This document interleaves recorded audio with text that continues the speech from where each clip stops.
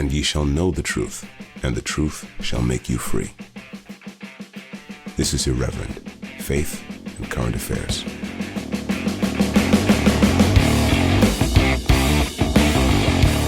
Hello everyone, and welcome to this special edition of Irreverent Faith and Current Affairs. I'm joined by Michael Hooey. Michael is a friend of the show, supporter of the show. I think you've been to all of our live events, haven't you, Michael? Is that right? I definitely saw you at a couple. No, I think I went to Colchester and the one on Saturday. Oh, is that right? Yeah. Yeah. Okay. You were having some good banter with Tom on. Oh yes, on Saturday. Yes. He was making some. He was so. Michael is a Roman Catholic, and people who listen to the podcast may have noticed that occasionally Tom lapses into some kind of Reformation era anti-Roman polemic, and there was a bit of that on Saturday, wasn't there, Michael? But I think you made friends in the end. Oh yes, very much. No, it was about our friend Gavin Ashenden, who actually was quite instrumental in bringing me back to faith, and he's had one or two little problems in Catholicism, and a meme was slightly spread around that either he's been kicked out of the church or walked out, and it's like 100 miles from the truth. So I just need to.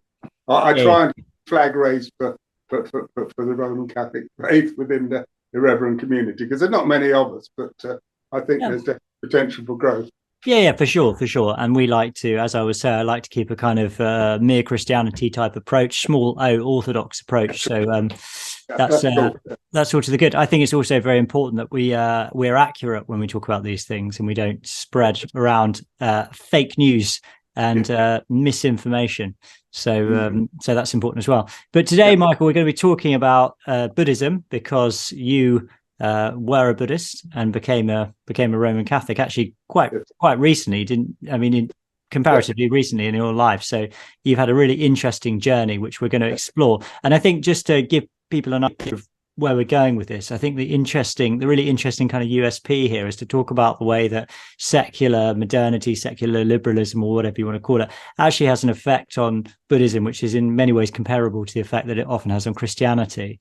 So we're going to talk about that. But first, Michael, what I wanted to do to begin with is, especially for listeners and viewers who don't really know anything about Buddhism and why it's an important why it's an important religion, or the facets of it, or whatever, to just talk about your attraction to it and the kind of central features of it and everything like that, just to give people an idea. So talk us through, when did you become a Buddhist?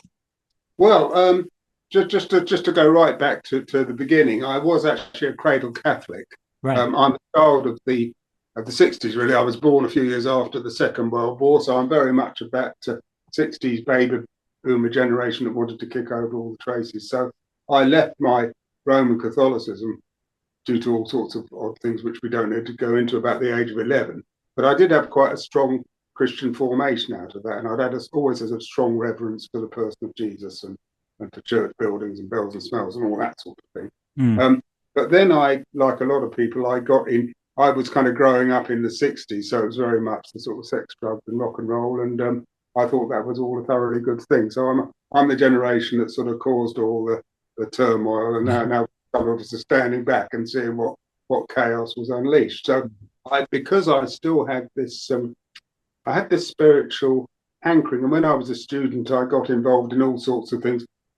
Somewhat the entry or the portal was really psychedelic drugs. Actually, I got interested in spiritual experiences and sort of Eastern religion and all that sort of thing, a bit of meditation, and but I didn't really take that all that far. I mean, I did develop a bit of an interest in mysticism generally, and I guess I always fancied myself as a bit of a mystic.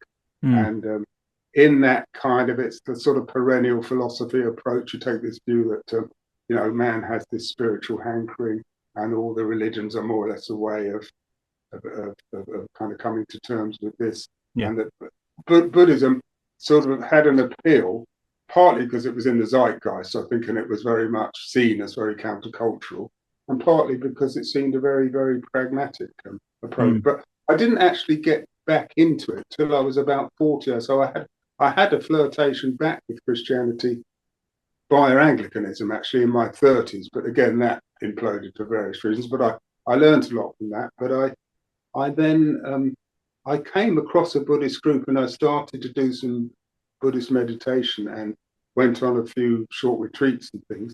And it seemed, and I think this is probably very typical of some of my generation, it seemed to offer sort of spirituality without the kind of baggage of any particular religious belief. And a lot of, I mean, Buddhism is a ancient faith. It's about 500 years older than Christianity. And so I should say that because of that, there are infinite, different schools and traditions and takes on it. So practically anything I say, some Buddhist somewhere will say, well, he doesn't know what he's talking about. He's misunderstood it. But speaking from my own experience, I found it did seem to offer a practical approach. It gave you specific things to do, particularly meditation, but there also seemed to be an ethical path and a discipline and a structure which gave you, a sort of map, for leading life.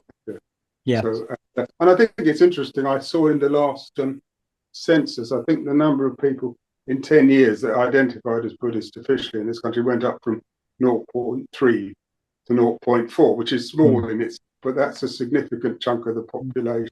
That's a big rise. And I think a lot of people who are, would have no time for Christianity, but Buddhism or something like Buddhism has quite a strong appeal. Yeah, Michael, can I just jump in here for a sec? It's interesting that thing you say about the attraction to it being that it didn't have the kind of religious baggage that something like Christianity has. It reminds me of something I read in Charles Taylor once about. Charles Taylor's A Secular Age. He says this about religion without ontology, by which he means. Or transcendence without ontology, let's say, people wanting a kind of transcendent experience, but not wanting to commit themselves to any sort of religious dogma or, which is seen as outdated or whatever.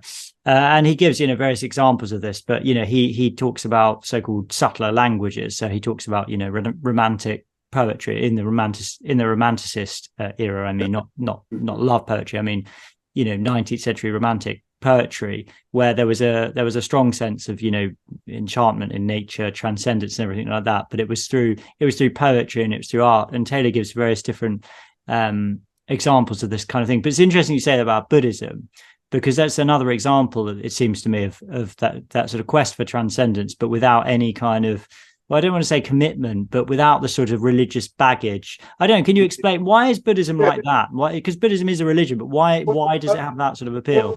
It is like that, and it isn't like that. Funnily enough, there is a traditionalist Buddhist monk who's written a book called Buddhist Romanticism, right, that actually critiques the Western adoption of Buddhism as actually a sort of reference back to the kind of 18th century romantics. But I think the point is that superficially Buddhism doesn't actually have any religious baggage. That's one of the attractions. It doesn't have a sort of strong metaphysic. Does it have a church, Michael? Is there a church equivalent? Well, the point is, this is where it gets a bit tricky, because it does actually have, there are various lineages that claim to be descended from the Buddha, which are in some ways akin to the apostolic succession in Christianity, and they all claim a lineage of teaching back. And the Buddha did, in effect, found a kind of religious community or sangha, which were the practitioners who would carry on his teaching, and that it was about 500 years after his passing before even anything was written down. So there was a strong history of oral transmission, and there was a worldview imparted in that, which in many ways is quite contrary to the spirit of this age. It was very much a tradition. There was a lot of asceticism. There was a lot of renunciation. It started out with a lack of confidence that anybody could find satisfaction in this material world, if you like, or in this sexual chastity as well was a big part of that, right? Oh, absolutely. When you read the original Buddhist scriptures in the earliest sort of compendium as the Pali Canon, then you'll find time and again the Buddha is in his audiences is berating this quest for sensual pleasure. He talks about liberation being the cutting the cords of sensual pleasure, and the entreaty is always to ordinary people to leave this household state and enter a life of renunciation. So you have this kind of twofold track in historical Buddhism, where the people who are really doing the practice are the monastic, the men and women, and then the laity they have a kind of surrogate practice through the monastics, and their spiritual practice is supporting them.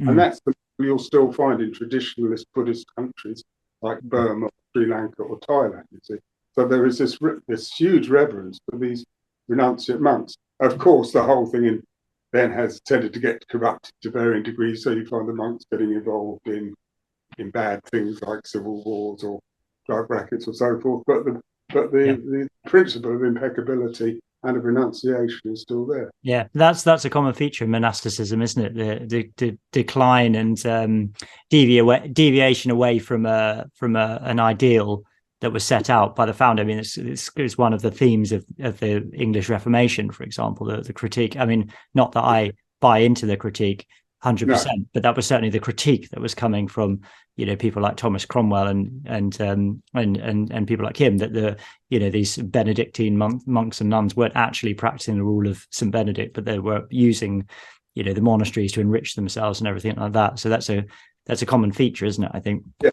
Well, but then of course you always get these renewal movements coming in and cleaning it all up, just as you have the Reformation in Europe. Absolutely, and people like Bernard of Clairvaux as well. It's a similar thing. But let me ask you, Michael, what's like, to my mind, when I think about the heart of the Buddhist message, I've always thought that it was just about, so basically, life is suffering is caused by desire, and therefore the way to end suffering, or to curtail suffering at least, is to curtail desire, right? And to renounce desire by training yourself out of desiring things. I mean, is that right?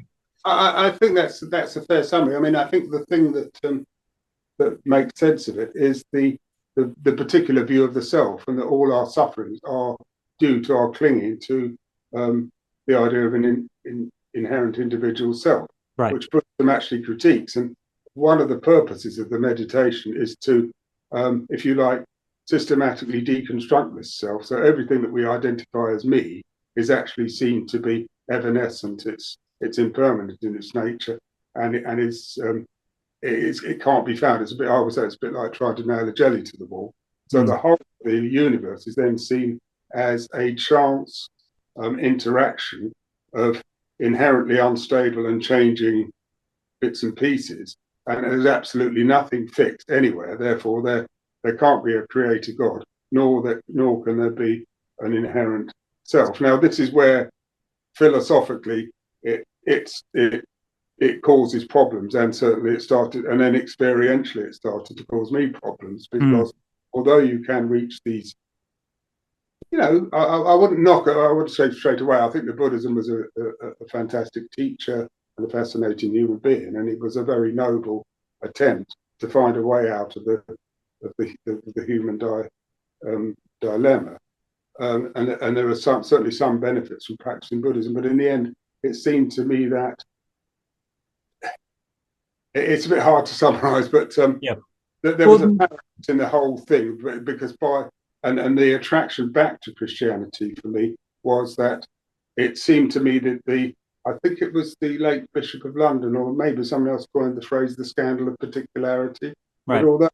But although we may be able to see through some of the illusions of the ego and so forth, but there is always a focus of our experience, which is for all intents and purposes a soul or a me. So that even if I achieve a state of utter transcendence, it will be me experiencing. Yeah, I mean, it sort of reminds me of Descartes' cogito ergo sum. It's like I think, therefore I am. If I have an experience of transcendence, then I must exist, because something's got to be having this experience of transcendence. Before we get on to just talking about Christianity in particular, let's just ask a question about Buddhist spirituality. So you said you started meditating and everything like that, and then you clearly found a benefit from doing that. So and that's another thing, isn't it, that we're seeing a kind of a rise in interest in forms of meditation. You know, you think of people like Sam Harris and Russell Brand and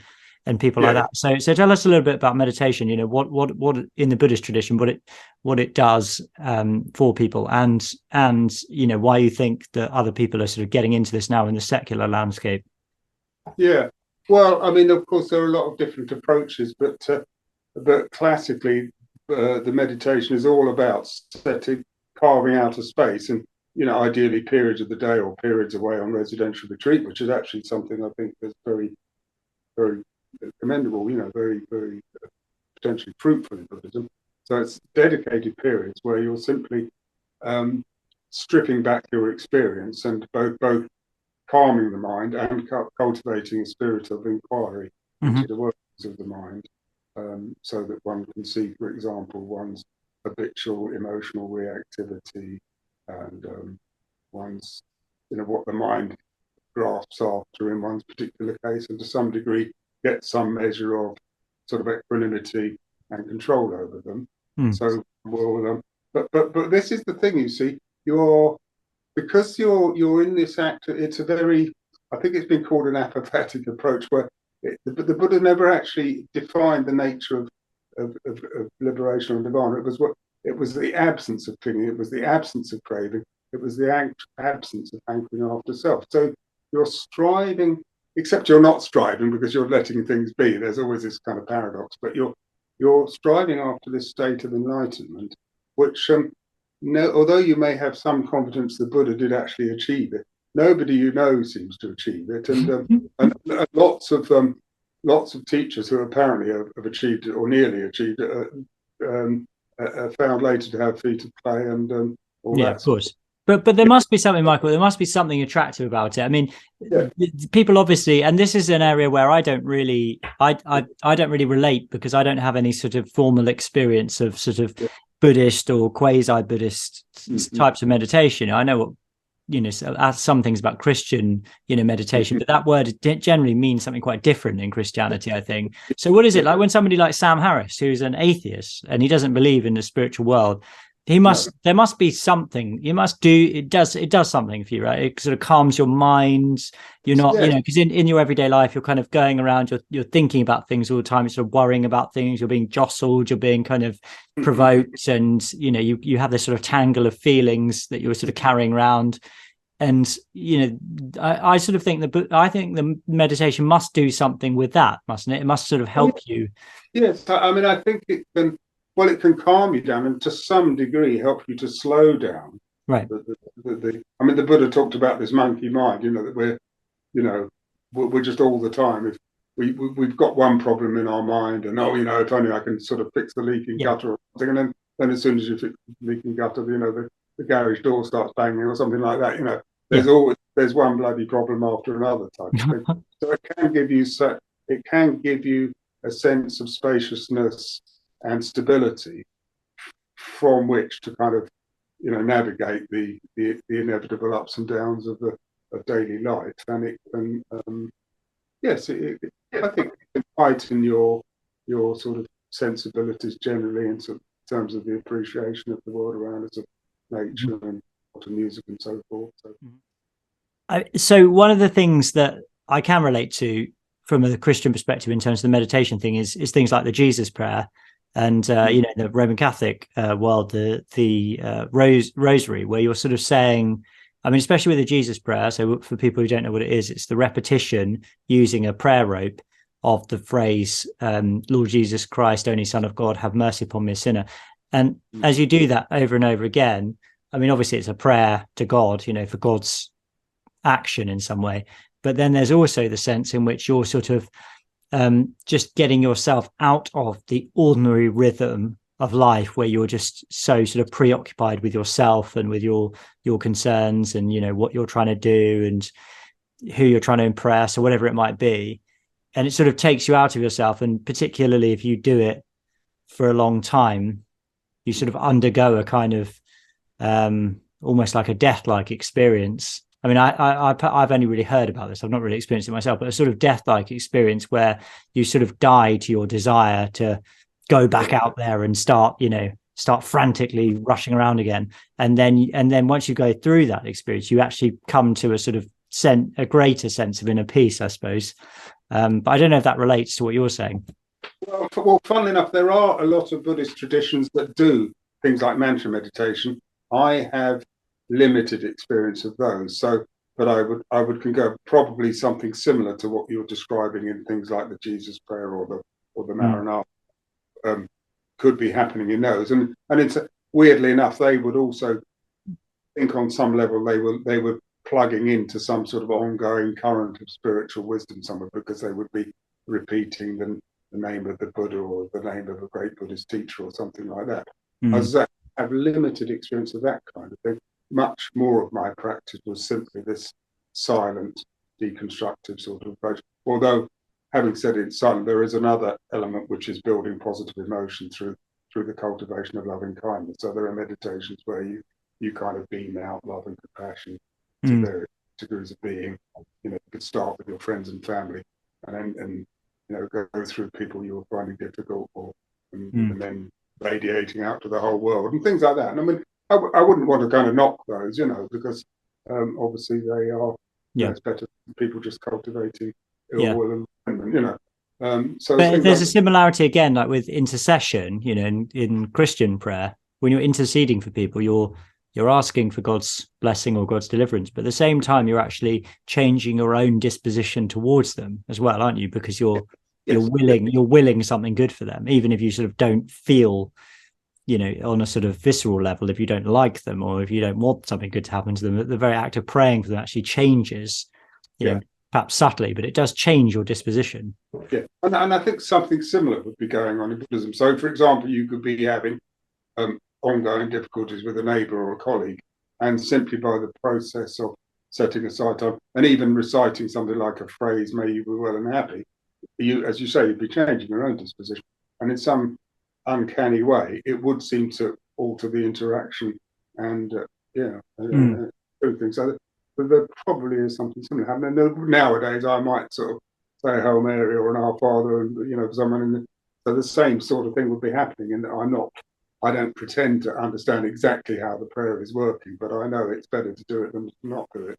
Yeah, absolutely. So let's move on, Michael, and talk about. So you were disenchanted with Buddhism. You've already mentioned some of the reasons why. Let's explore that a little bit. And I think also you had. I mean, it's very interesting to hear you talk about what happened when the COVID-19 situation arose as well. So can you talk a little bit about that? It was interesting because at the same time I was getting a bit of long-term frustration with the limitations of the teaching and the practice. At the same time, things are happening in the outer world, and I would say for me it actually happened with Brexit personally, right? Because I've always been interested in politics and current affairs, but I was a revolting student at one point, but I've not been sort of active in politics. But when the Brexit thing came along, I kind of, I suppose I've always been a bit of a philosophical conservative stroke anarchist, but when the Brexit thing came, I sort of thought, well, this is quite important, and as a citizen, I should take an interest in it. And I think on balance, it would be a good idea to leave, you see.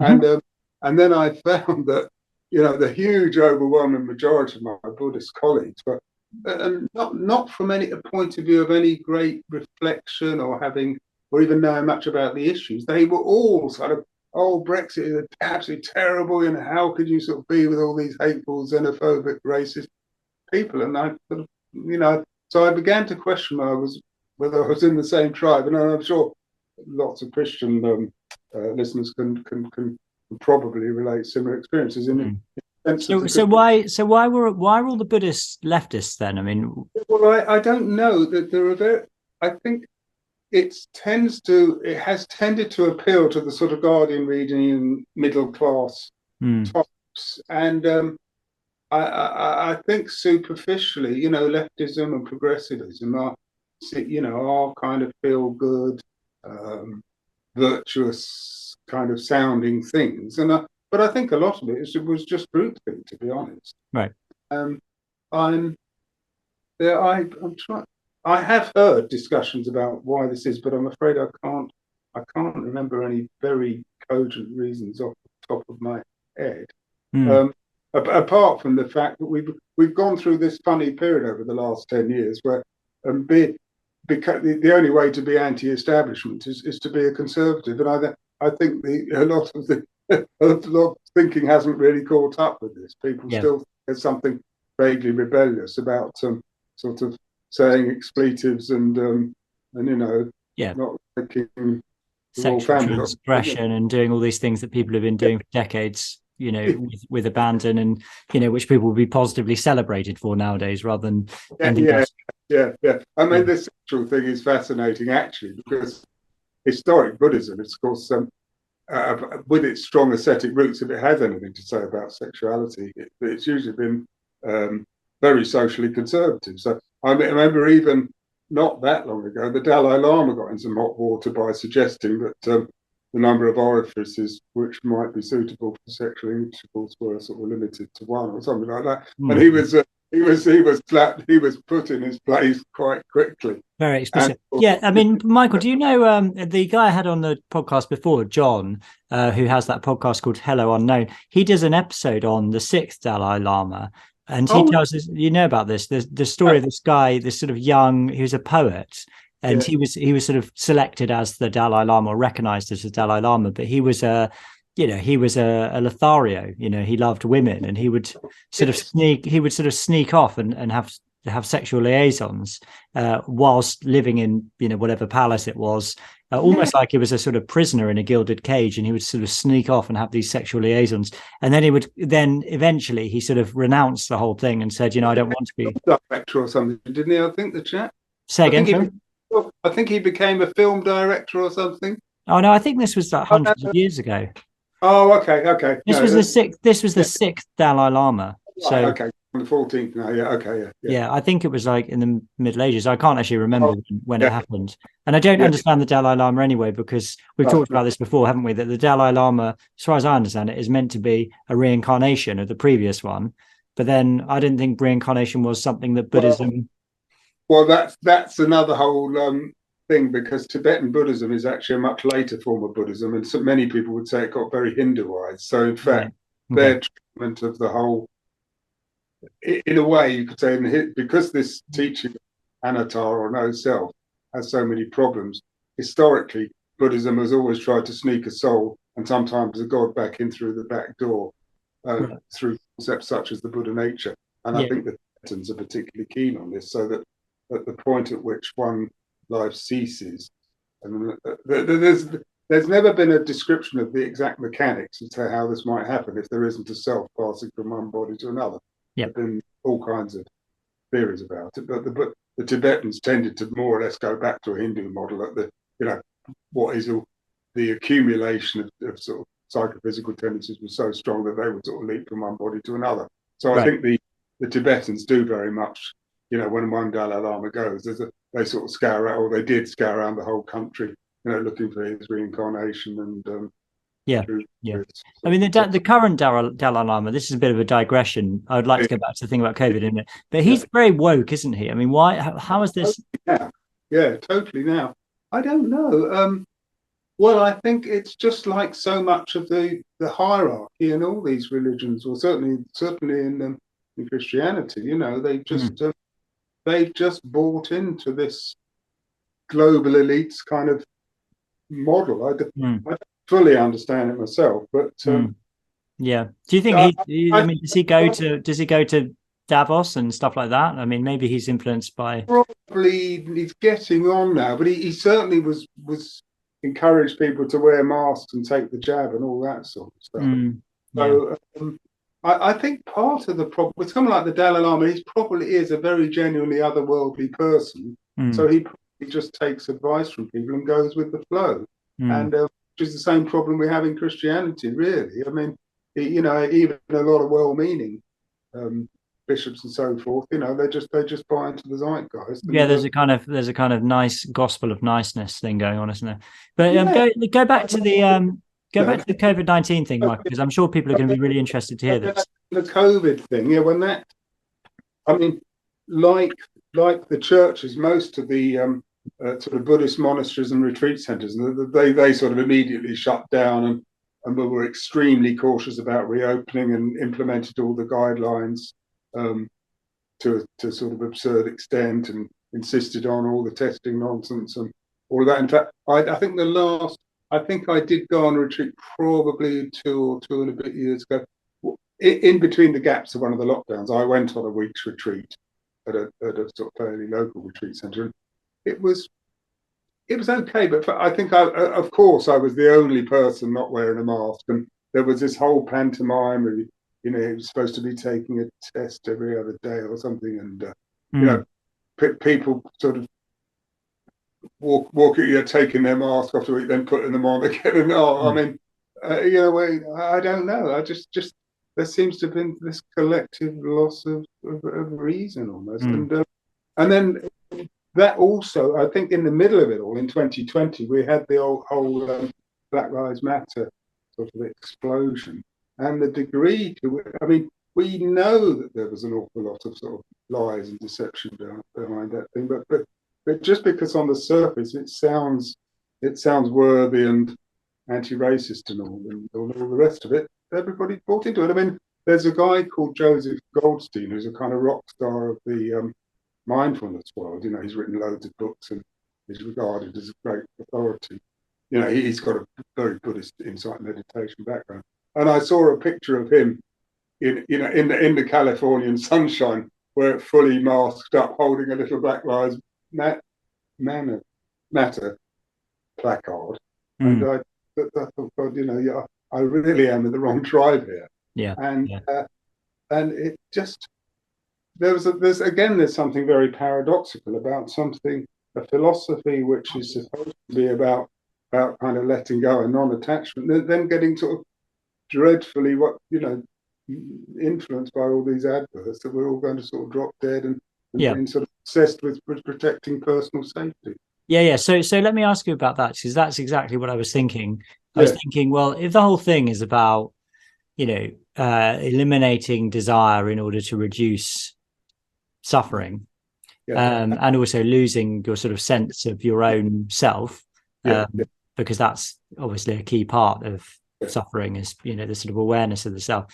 I mean, in general, you would think that the attitude towards disease and illness and things like that would be pretty Buddhists would be pretty relaxed, because if you eliminate desire, surely that eliminates the desire to live for a really long time, or to not get unwell, or whatever it might be. And the other thing I just that I find interesting about this, and of course you could say similar things about Christianity, but I've just been reading in this really interesting book, Matthias Desmet's book called The Psychology of Totalitarianism. He talks quite a lot about the psychosomatic role that, the role of, what is the noun for the word psychosomatic? But anyway, the psychosomatic effect when it comes to drugs and things like that.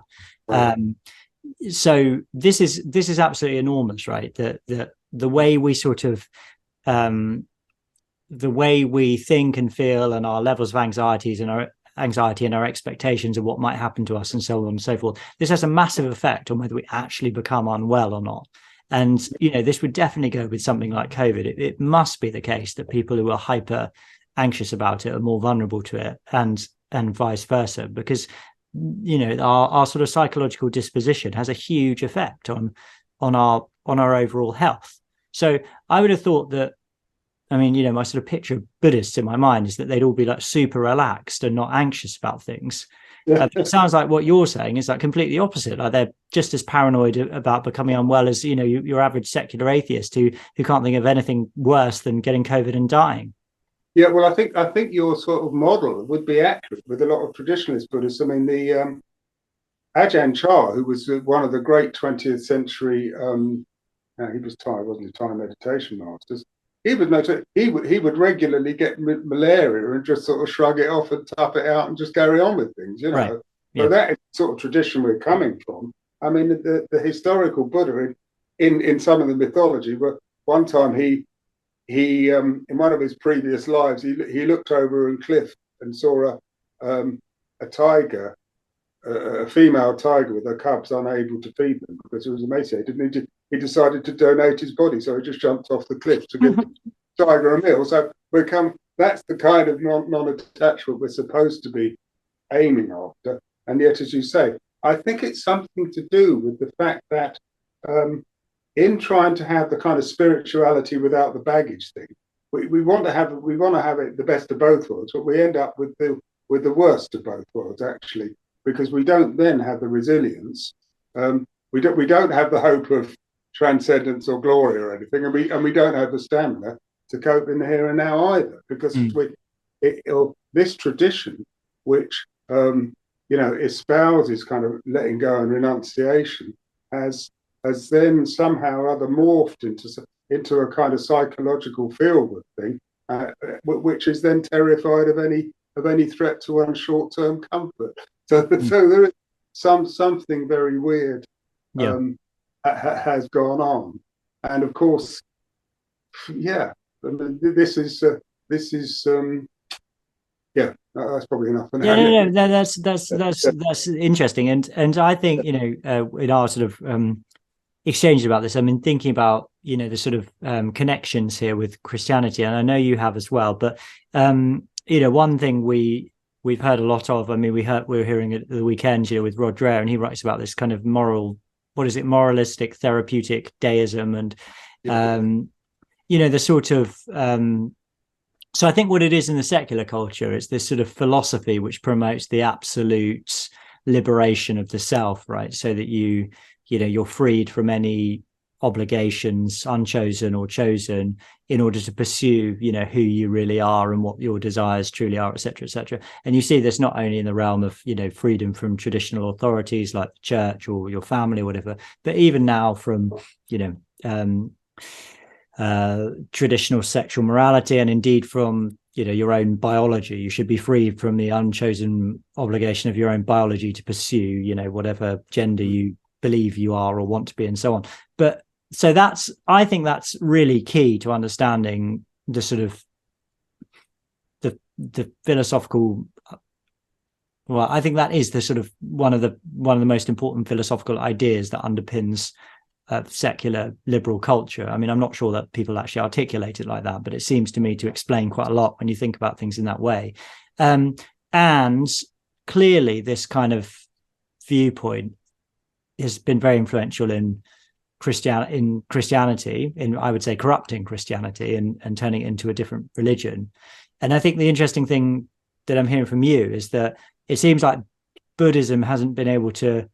Well, it's not only that it's not only hasn't put up a bulwark against it, it's that it's actually finds it quite easy to synthesize itself with this sort of, this kind of very individualistic and hedonistic view of life. I mean, I don't know what you think about that. No, I think you've hit the nail on the head there, Jamie, and all of those things you said will apply to kind of modernist Buddhism. Now, I should say, there are a few lone voices within Buddhism that are kind of raising the flag and saying, hang on, we've drifted here. But I think they're right. Is there a Buddhist version of irreverent, Michael?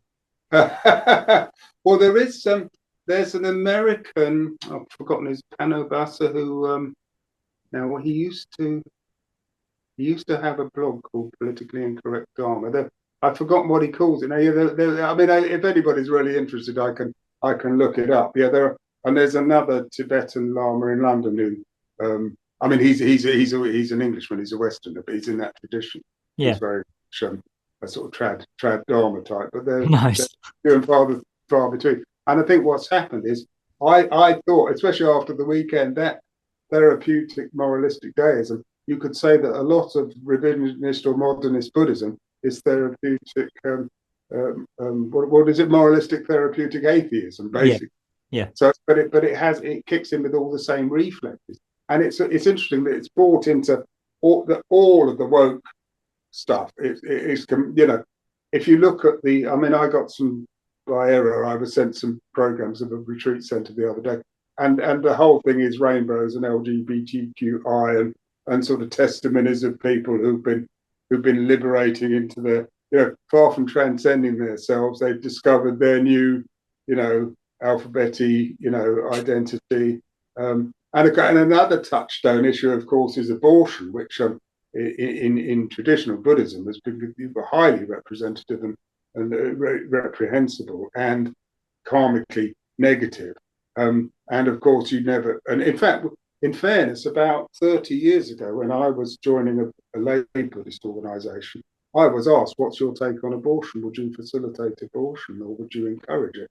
And I could, and that was a point of entry that, you know, it had to be clear that, you know, if you're a Buddhist, you couldn't condone abortion. Now, that would never happen nowadays, you know, and in fact, but I mean, 99% of people who consider themselves Buddhists would be totally anti-pro-life, you know, they think, oh, how dare you interfere with a woman's right to choose. So they've lost sight of something the very basic teachings of ahimsa or non-harm have just kind of, you know, they just get washed away in this tide of sort of narcissistic sexual indulgence, blah, blah, blah, you know. And liberation understood in that very sort of specific way as liberation from any kind of restraint or obligation. But that's really interesting. Can I just elaborate on what you just said there? Because you know, as we're talking this week in the Church of England, we're in General Synod there.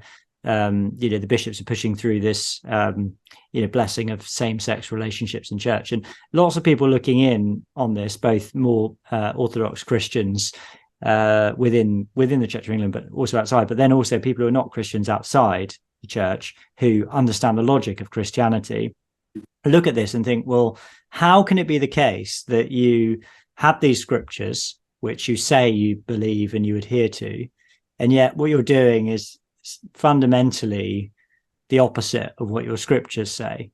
And how can it be the case that you believed these things for 2,000 years and now you're just suddenly deciding that you believe the opposite? And of course, there's all this kind of sophistry that the church comes out with. Oh, you know, this is about a development, not a change. And it's just, you know, this nonsense. And anyone who's thinking clearly about this can see that this contradicts the internal logic of Christianity. But then the thing you're talking about there with Buddhism is, it seems to me to be a very, very similar thing, especially the example you've just given of abortion. It's like Buddhists have always said this about not harming other creatures, and abortion is clearly harming another creature, and therefore it just contradicts a basic tenet of Buddhism. But for no reason apart from the fact that the acid of secular liberalism has infected Buddhism, they've just changed their mind. They've just inexplicably changed their mind, and now they've come to completely opposite view. And to me, it's just striking how similar that is to what happens when Christianity adopts the same cultural framework.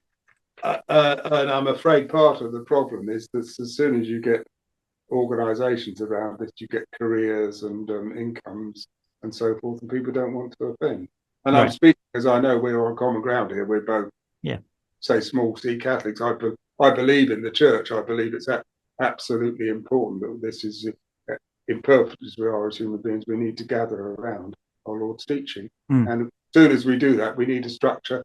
We need institutions, and they will have this tendency, you know. Yeah. So anyway, Michael, let's. I mean, that's really interesting, and I think it's not. We shouldn't sort of move beyond that. How striking the parallel is between what's happening in Christianity and what's happening in Buddhism, and I think it's also really interesting when you compare the sort of leadership as well, the sort of top dogs in the Christian church with the top men in the Buddhist religion as well. How similarly they become. They've become inculcated in this kind of this globalist rhetoric, and this well, I don't really know what to call it, really, this sort of secular liberal progressive ideology. It's just remarkable. And you know, people could be forgiven for thinking that these people are all sort of getting together and, you know, listening to the same podcasts or whatever, or in the same meetings at Davos, because it is absolutely striking how insidious this philosophy is, and how also, you know, just to elaborate on it just slightly, but how these are major world religions we're talking about. I'd be fascinated to know if this is happening in other religions like Islam, but these are major world religions. You know, you were saying that Buddhism is like 500 years older than Christianity, right? It's been going for a long time, and then just suddenly this ideology is so insidious, it's able to overturn all of that tradition just so easily, as though it never existed.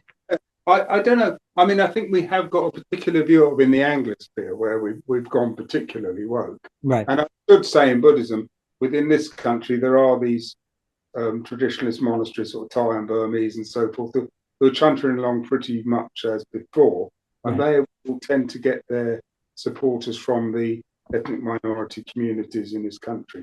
And to some degree, they're less tainted with this stuff. But then because they're not, their leaders are fairly otherworldly, a bit like the Dalai Lama, they will tend to just absorb from the culture, whatever. So I think some of these issues, like same-sex marriage, will present fault lines, but perhaps in 20 or 30 years down the line, when as these communities are just more and more fully integrated. But for the moment, most of my observations are about, kind of Westerners like me, and English and American, people are born into a Christian or post-Christian culture adopting Buddhism.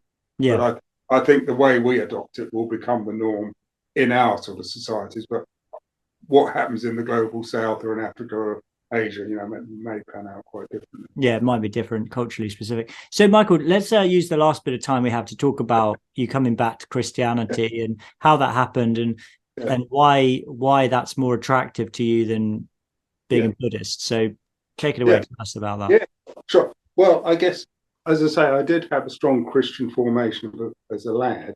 I'd had an ongoing interest in mysticism, but I think like a lot of people, and it's almost shameful to look back, we have this idea of spiritual truth and the spiritual quest and, wanting to arrive at some kind of position of spiritual enlightenment. And we kind of co-opt Jesus as a kind of a, we don't want to kind of, denigrate him at all, but we sort of co-opt him or reinterpret him as a sort of another, spiritual teacher, and the Christian mystics all kind of arriving at the same place as the Sufis and the Buddhists and the Hindus and all the rest of it, which is actually, I think I then came to see, it was actually, I think intuitively, I always knew there was something not quite right about that. And it was only actually kind of poking around, looking at sort of some Christian voices that I could relate to, but also then just reacquainting myself with the New Testament. And I think that it's really impossible to read the story of Jesus' life and not and carry on with this kind of perennialist view, because so much of the gospel is about the revelation of God through his son Jesus Christ. And he was a teacher in a completely different league, and all the things he said. I mean, there's enough congruence with Buddhism, because it starts out with the correct observation that if we carry on in this kind of unenlightened state, we're always looking for satisfaction in the wrong places. But as Jesus said, don't hunger don't labour after the bread that perishes, but the bread that gives eternal life. But then it also, it's a weird thing, because just coming back to the actual potency and relevance of the fact that we do experience things from the point of view of a self or a particular experience here, that the whole universe being infused with this particularity, God having personality, rather than being this kind of an amorphous, anonymous, just happening out of nothing, that there is a being and a purpose behind creation, that it is infused with personality, that we have personality, but we're tainted by our flawed nature, and that it's not just a spiritual theory, an actual human being, came to represent and call us back to God, and suddenly all of the sort of magic and mystery that I was sort of wanting and missing in Buddhism, it is fed back to us, and it's through we have the bread from heaven come in the person of our Lord, and the living waters, Yeah. I mean, one of the things I've been thinking is, you've been talking about sort of Buddhist practices and things like that, is what it would be like, because I've obviously never done this, but what it would be like to sort of meditate without some kind of object out there to focus on. but almost like the complete opposite of that, an attempt to sort of clear your mind of any sort of concepts of or sort of experience of yourself or of other selves or whatever. So instead of actually, when I pray, I'm communicating with God, someone who is out there, someone who's outside of myself, and there's a relationship between two persons. There's me, a created, limited person, then there's God, the infinite God. And how am I to make sense of it? I can't do that, but at least I have some sense that there is something out there. I just, it sort of strikes me how strange it would be not to be sort of communicating with anything, not to be sort of for your prayer, if you like, not to be really going anywhere. I just can't imagine what that's like. Well, actually, funnily enough, this is the sort of stuff I'm experimenting with as we speak, because although having had, I've always had a dedicated morning and evening meditation period, so they've morphed into kind of prayer periods. So, like, for example, I'll pray the rosary every day. I'll do a morning or evening office, often at the local church or at home, but I'm very interested in the fact, and I don't really have the answer, I'm not much more asking the question. I think commonly we are praying in faith. We're not, if we're honest, sitting here feeling that God is sort of sitting on our shoulder. There is a sense of a distance or a separation or a seeking. And I'm interested, as well as consciously sort of inviting God in and praying through the saints and Our Lady and all that sort of thing. I'm also interested in, from the background of, attempting to lead a Christian life, read the scriptures, etc., to then just have periods when or maybe start with a very loose intention and just and actually apply the simple Buddhist techniques like calming the body, getting in an upright posture, concentrating on the breath, noticing the tense. You can even do things like counting the breath in meditation. So I'm sort of interested in finding a space where I can bring some of this stuff back in, because I think it has a place. And also, again, I'm just very open to sort of ideas or suggestions of these sort of like residential retreats which are predominantly in silence. I certainly think there's a place for those, and I think some of these areas, organized Christianity is pretty weak. Because the monastic tradition, whatever you think about it, and did come out of Buddhism. The idea of settled monastic communities. As far as I'm aware, the Buddhists and maybe the Jains started that off before Christianity. Before our Lord even came onto the earth. Yeah, it's interesting. I wonder about there's early sort of Buddhist, not Buddhist, sorry, there's only monastic movements in the first centuries of the church, going out to the desert and everything like that. Whether there is actually any sort of connection between a sort of causal connection between that and Buddhist monasticism, I honestly don't know. Yeah, but there are people that think that there was quite a bit of cultural back and forth along the Silk Route. Yeah, it's interesting. I have got. We did. Yeah. Well, I was just going to say, we did do it on my other podcast, Holy COV. We did do a podcast with an academic who's an expert in the history of monasticism. I actually have his book. It's called The Story of Monasticism. His name just slips my mind, but it'd be interesting to look in that and see if he says anything about it, because he talks about it from the very beginning. But Michael, let me ask you just a further question on this. So we'll wrap up in a minute, but some people will be listening to this thinking, well, you move from one religion which proved itself to be sort of totally vulnerable to the currents of secular progressivism in the forms of Brexit, and then the irrational panic of the response to COVID-19, and then you just went to another one. So why sort of think that Christianity is any different to Buddhism in that sense, if it can be so easily infiltrated? What do you think about that? Well, I don't know. I mean, I'm not God, so I hope that is wrong, because we have faith that.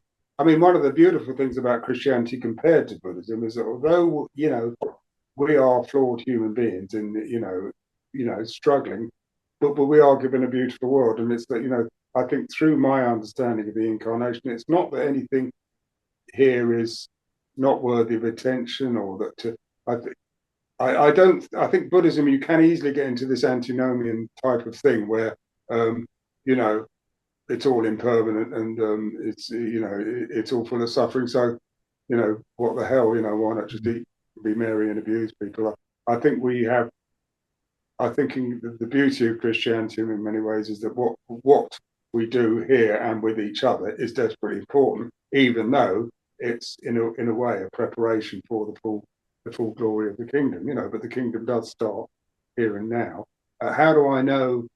Well, only through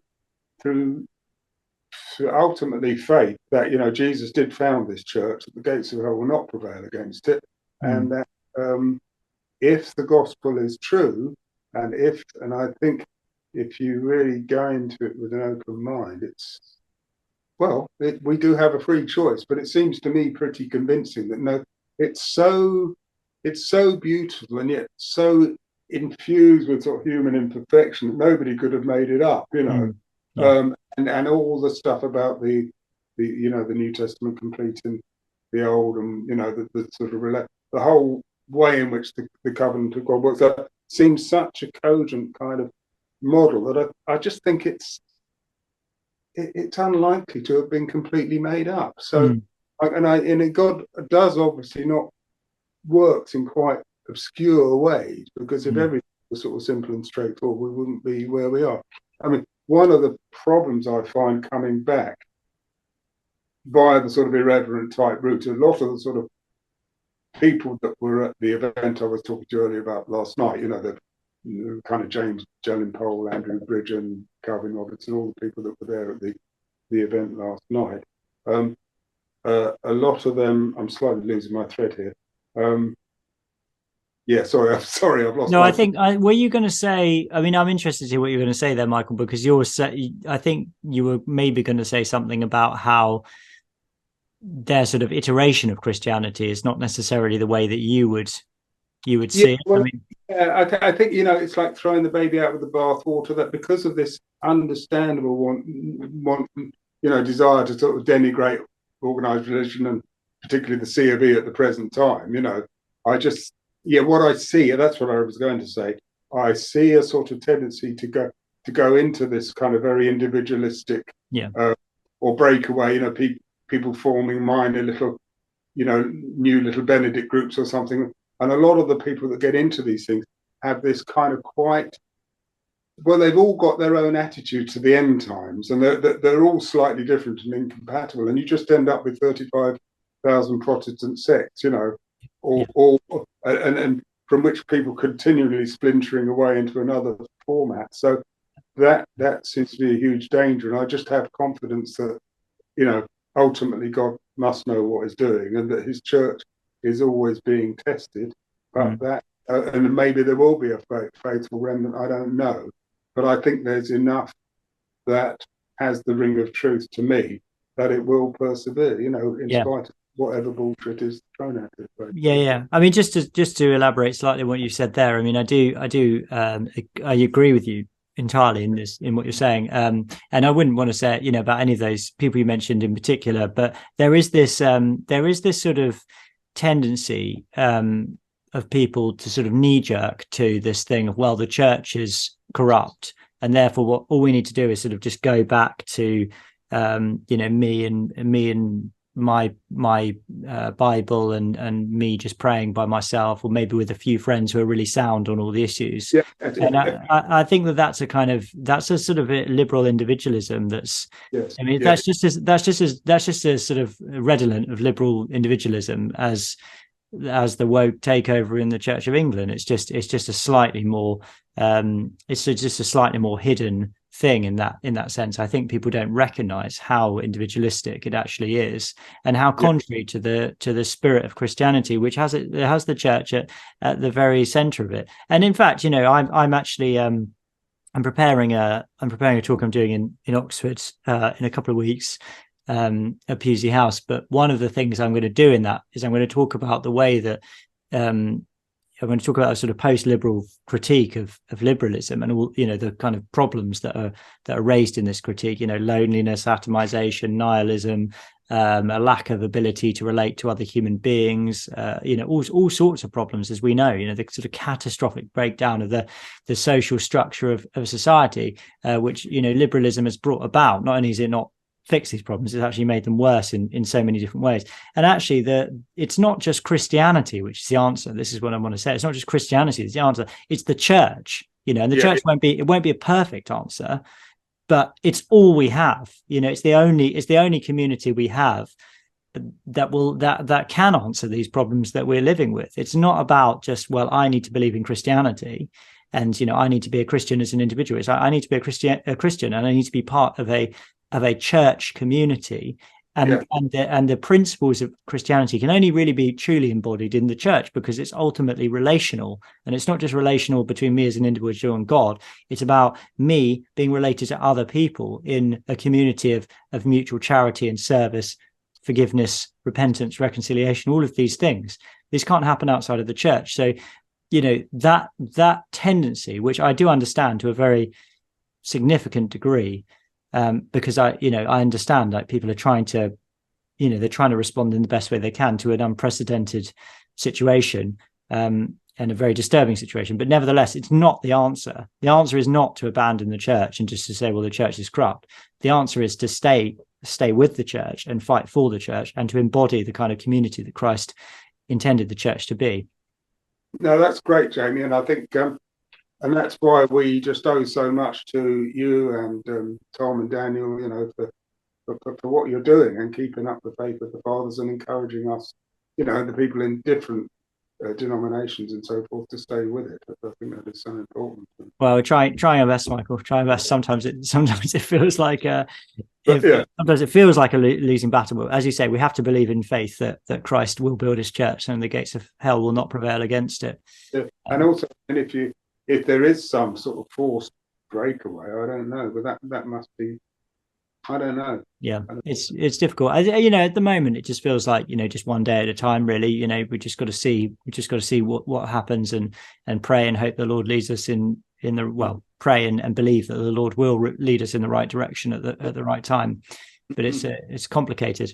Michael, we should finish. I would say that it's complicated. Ever since I don't know whether you listened to Nick Dixon on the Daily Skeptic. Oh yeah, no, I love Nick Dixon. Yeah, I listened to him on the weekly, and since he's pointed out that Jordan Peterson always uses a phrase, it's complicated. I now hear myself say, I now hear myself saying that all the time. There's a way of sort of almost as a way of sort of not commenting on an issue or finishing my sort of my praise of whatever it's saying. I say, well, it's quite complicated, so I won't say anything else about it. But Michael, any last words for our listeners before we close out? No, it's been lovely to talk, Jamie. Thanks for all you're doing. And I guess yes, I was just saying, if anybody is interested in dialoguing around this whole sort of Buddhism and all, coming over from Buddhism to Christianity, or trying to marry the two up, which I know some people do, I'm always happy to sort of dialogue about that. I'm on I'm on your Telegram channel, so people can find us. And and keep at it, guys. Yeah. Thank you. Complicated. It's bloody complicated. Yeah. No, Nick is great. Yeah, he's great, isn't he? Yeah. And if anyone does want to connect and you're not on Telegram, whatever, just send an email to me at reverendpod@gmail.com, and I can put you in touch with Michael, and that would be a great thing to do. You're going to give us a priestly benediction, or Yeah, I can do a blessing. Yeah. Okay. And now may the peace of God, which passes all understanding, guard your heart and your mind in the knowledge of God and of his Son, Jesus Christ, our Lord, and the blessing of God Almighty, the Father, the Son, and the Holy Spirit come down upon you and remain with you always. Amen. Amen. Speak to God. Thanks, Jamie. Thanks so much, Michael. Good to talk. Cheers. Bye.